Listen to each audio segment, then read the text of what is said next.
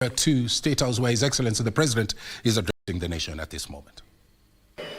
Kenya experienced an attack on its democracy, rule of law, and the integrity of its constitutional institutions.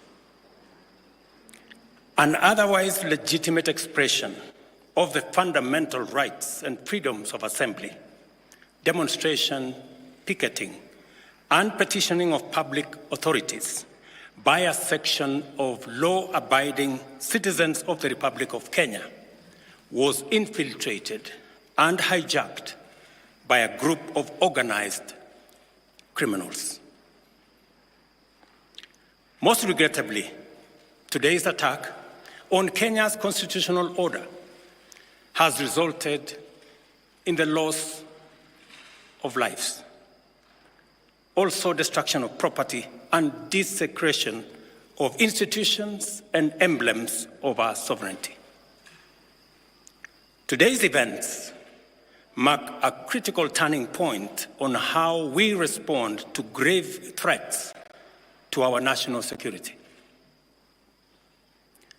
I assure the nation that the government has mobilized all resources at the nation's disposal to ensure that a situation of this nature will not recur again at whatever cost.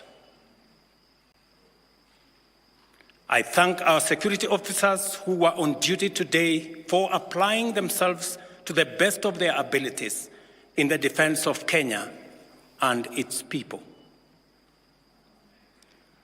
Accordingly, I have directed all the organs of our national security to deploy measures to thwart any attempt by dangerous criminals to undermine the security and stability of our country.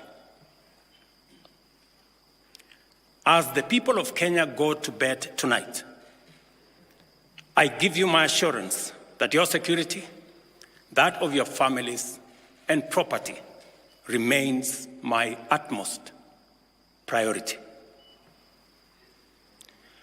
To the young people of Kenya, who I must thank for helping our country organize our democratic discourse around issues, I thank you and assure you that the conversation you have begun around pertinent issues of our nation will continue to inform our policy and governance decisions.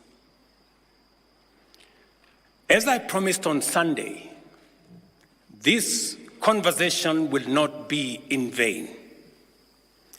I will not only champion for the cause of issue-based, policy-oriented, and tribeless engagement on critical national issues, but also provide a framework for this conversation to be processed and its outcomes implemented.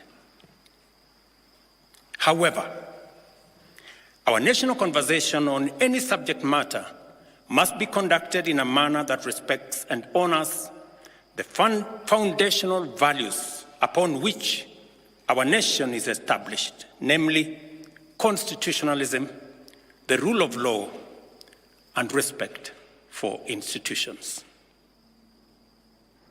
It is very painful for Kenya that a conversation this crucial was hijacked by dangerous people who have caused us the kind of loss we have incurred as a nation today.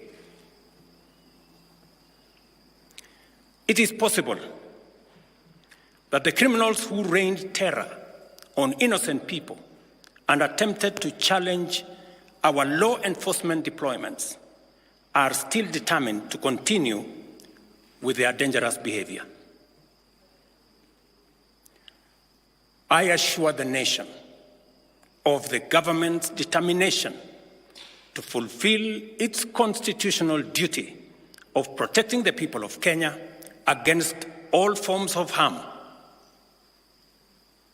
I hereby put on notice the planners, financiers, orchestrators, and abettors of violence and anarchy that the security infrastructure established to protect our republic and its sovereignty will be deployed to secure the country and restore normalcy. It is not in order or even conceivable that criminals pretending to be peaceful protesters can rain terror against the people, their elected representatives, and the institutions established under our Constitution and expect to go scot-free. We must isolate crime from democratic expression and separate criminals from people exercising the freedom of expression and divergent opinion. I shall continue to lead a government that is fully committed to maintaining the integrity of our state, promoting the unity of our nation, and enhancing the peace and security of all citizens and their livelihoods. I am bound under sacred constitutional mandate to respect, uphold, and defend the Constitution of Kenya, which declares that all sovereign power belongs to the people, and that this power shall be exercised only in accordance with the Constitution.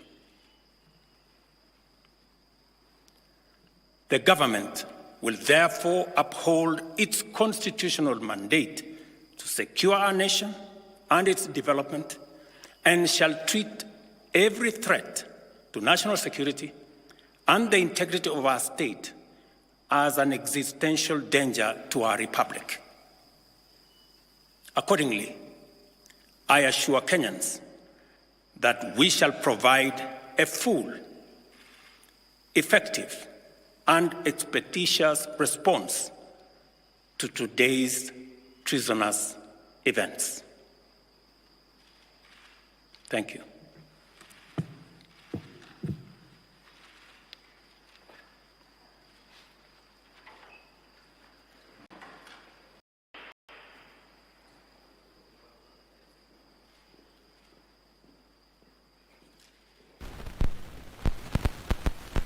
Nairobi, Kenya, saying that today's events marking a significant turning point going forward on how security issues will be handled by his government. The president indicating that the government, following the incident today, will put in place measures to avoid recurrence of